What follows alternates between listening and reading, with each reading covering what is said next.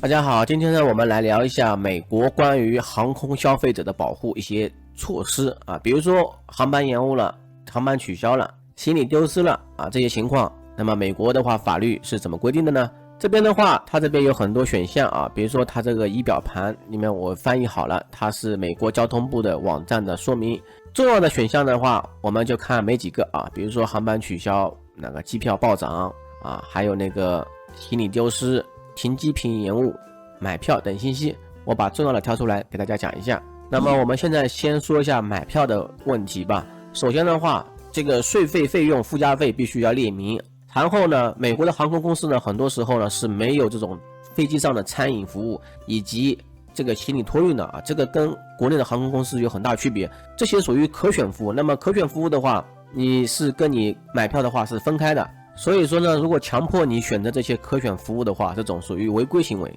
还有就是行李费啊，因为既然行李的托运是属于分开的可选服务的话，那么我建议各位的话，提前去购买行李配额，那么知道自己大概行李的重量，然后呢去航空公司官网上去购买可选服务。还有就是购票的一个24小时退款政策，这一点的话是跟国内的航空公司有很大的区别。比如说我10天之后要去美国什么地方，然后呢我今天开始订票，刚刚订完票之后我发现名字不对，或者说哪里不对了，那么这个时候呢我就是可以享受24小时之内免费取消并且全额退款，且不收任何罚金。哪怕说实话，即使只是因为我个人自愿退票，并没有说写错名字或证件号码，那么其实也是可以退票的。还有一种情况就是我可以预订机票24小时之内不需要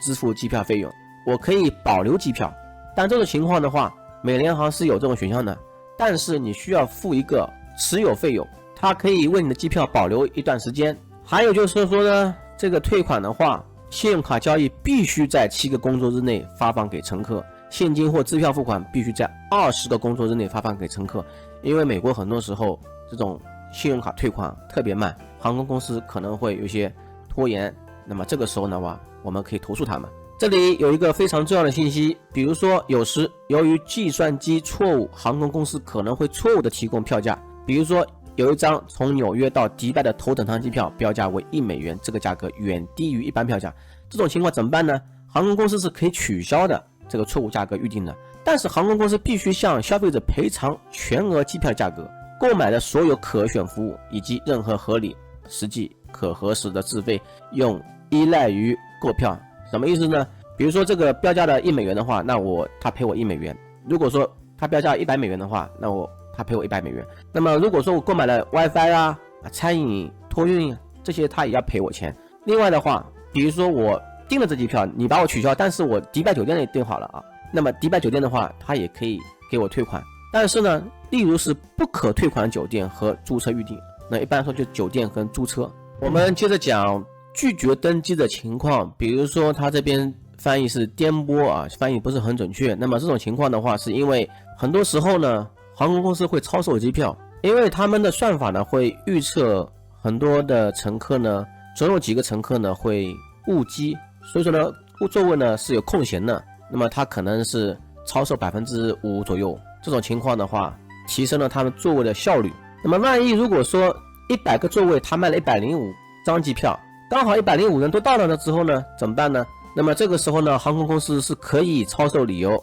强制让旅客让座，但是呢必须要询问航班上旅客是否自愿让座以换取补偿。好了，那么会分为2种情况，一种是自愿让座，其实呢这个也被称为我成为的志愿者。这种情况呢，航空公司呢会给你提供一些代金券，或者说呢有些时候也会给你免费机票、现金。一般来说的话，会给你买下一班的航班，并且给你$200左右的补偿。那么这里建议你呢问一下这个代金券的有效期有多长，可不可以适用于国际航班，以免这个代金券呢是非常坑人并且有很多限制的这种代金券。好了，那么很难的问题来了，比如说呢志愿者人数不足，还差2个人，明明100个座位呢，结果还有102个人还要登机，那这个情况怎么办呢？那说实话呢，虽然航空公司在没有足够志愿者的情况下，非自愿的将乘客从超售航班中赶出是合法的，但是航空公司是有责任确定自己公平登机优先顺序，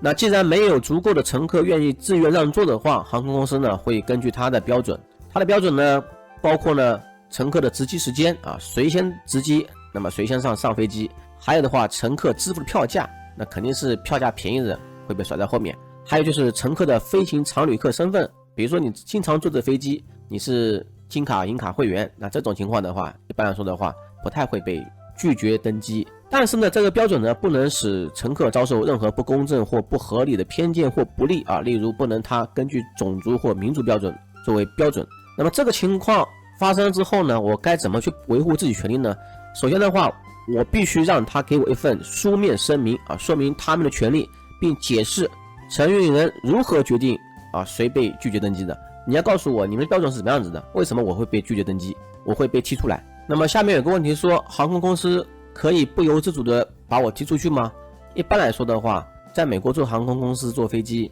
它其实到最后登机的时候才给你纸质登机牌，那个时候你把登机牌扫描之后，它是没法把你随便拒登机的。所以说呢，在那个情况下，你既然上了飞机之后呢，一般来说的话，他把你赶下来的话是违规的。好，这边有说明，如果说我被他们从超卖的航班中被赶出来的话，他们是必须对我进行赔偿的。但是部分情况的话是没有赔偿的，比如说呢飞机变更了啊，或者说出于安全考虑啊，重量或者平衡限制，那么降级了，还有就包机、小型客机啊，从国外出发的航班，那么如果说能赔偿的话，能赔多少钱呢？一般来说的话是赔你单程价格的2倍的赔偿，但是呢这个价格的话最高限制是775美元，比如说我买的这个机票是400美元的，那最多的话也就赔我775美元。不过呢他会给我买下一趟的航班，如果说这个航班的话，那么到达延误在2小时以上的话，那么我将获得单程票的400%，有4倍。但是这个限制的话，在最高是1550美元。那如果说我买这个票价是400美元的这样单程票，那延误时间的话，给我造成了4小时延误，那么你就要赔我1600美元。但是最高封顶的话是1550，那最后我会享受到1550的赔偿，相当于1万多人民币了。那么关于什么时候可以获得赔偿呢？比如说发生这种事情的话啊，发生这种非自愿的被拒绝登机的情况，那么他必须在同一天在机场内就向你赔偿。那如果说呢刚好呢他又给你买了下趟航班啊，这个时候你飞走了，那么航空公司必须在24小时之内向乘客付款。那么下个问题的话就是说呢，那航空公司能不能给我更多的钱啊？虽然说法律要求呢是给你一定数额的钱，但是如果他们愿意的话，跟你谈的比较好的话，他们可以给你更多钱。之前的话发生越南的一个乘客在美联航上被殴打，那个人就赔了100多万美元嘛。现在我们来说一下航班延误的问题。在美国航班延误的话，其实是没有法律要求航空公司必须向延误乘客提供金钱或其他补偿的。但是呢，有些航空公司呢会给你一些便利措施，比如说支付餐饮费、酒店费用。但是有些公司呢，它是不提供任何的便利服务的。那么现在我们说一下航班取消的情况。我之前就发生过航班取消的情况，那么那个时候的话，他给我换了另外一家航空公司让我乘坐，那这种情况就符合第一种条件。那如果航班被取消，只要航班有可用座位啊，大多数航空公司都会为你免费重新预订飞往目的地的下一趟航班。那如果说你买的机票呢是不可退款机票，那么如果说航班被取消的话，那这个时候呢也是可以符合政策的，可以退款的。那如果退款的话，它是给你退代金券的话，那这个时候呢你要询问啊航空公司这个有没有任何限制。如果说呢航班被取消之后呢，你参加度蜜月或者说订了邮轮、订了音乐会等机票啊等费用，那么他能不能赔偿的话，他是没有赔偿的。所以说呢，这种航班延误跟取消的话，在美国的话赔偿是几乎是没有的，最多给你退款，或者说给你换个机票预定。好，我们现在说一下关于行李损坏的问题。如果说行李发生损坏的话，是将会获得赔偿的，但是呢有很多情况呢也是没法获得赔偿，比如说易碎品啊、电子产品啊、现金等。那么最常见的是什么呢？就是行李的轮子、把手啊、袋子这些东西。比如说你买了一个日莫瓦的这种箱子，行李箱是不是很贵啊？那如果说把你的轮子摔破了，那这种情况的话肯定要赔偿的。那合理的磨损的话，它是不需要赔偿的。那关于行李延误的话，比如说你人到机场了，结果行李没到，那这种情况的话会有一个赔偿啊，但是呢赔偿的限额的话大概就是每天到最多能达到这个50美元的报销金额。那万一行李遗失呢？行李遗失之后呢，航空公司可能会进行一个调查啊，5到14天的调查。那么调查之后呢，发现行李确实丢失了啊，这个时候呢，他会赔你的里面的东西的物品的金额。那这些金额怎么算呢？啊，这个的话你要提供这些证据、收据以及证明。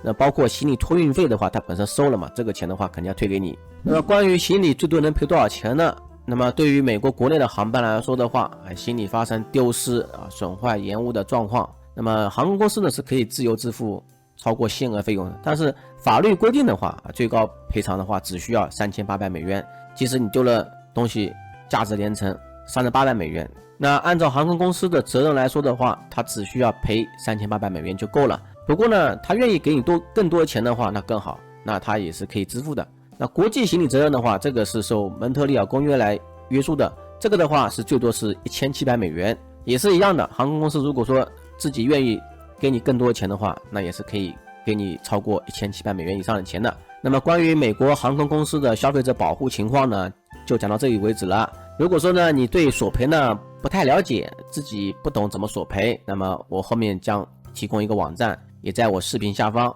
好，我要安利的网站呢是这个网站啊，那个网站网址链接可以在我的视频下方找到。然后呢，在右上角的话，我们可以点击更改语言啊，很方便啊。他这边问你你是否经历过航班延误或取消？那么其实在3年之内的话，都可以获得高达600欧元的赔偿，不论机票价格如何。其实的话，他这边都会帮你去赔钱啊。首先的话，比如说你这航班延误了，你输入出发地、最终目的地机场，然后查询赔偿查询能不能他自己帮你检测了。那么它有什么好处呢？比如自己赔偿的话，确确实实压力很大啊。跟航空谈判的话，确实费时费力啊，还电话来来去去啊，有些时候呢，语言沟通也麻烦。航空公司经常耍赖皮啊。然后呢，他们就是帮你去索赔啊，索赔的话，但是呢要给他钱。那么他这边呢有2种收费方式啊。一种收费方式的话是帮你一次索赔一次索赔的话就是说它是标准费用35%左右。那么还有一种的话是你参加他们会员服务包括会员服务的话，相当于每年付钱付会员费，然后这个时候呢就是你可以免费获得这个帮助按需索赔，次数不限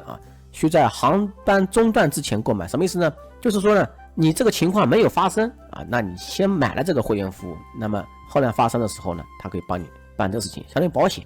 你不能出了事情再去买保险，对吧？那么就这么简单如果有朋友的需要的情况可以看我视频下方的链接这是一个非常不错的网站。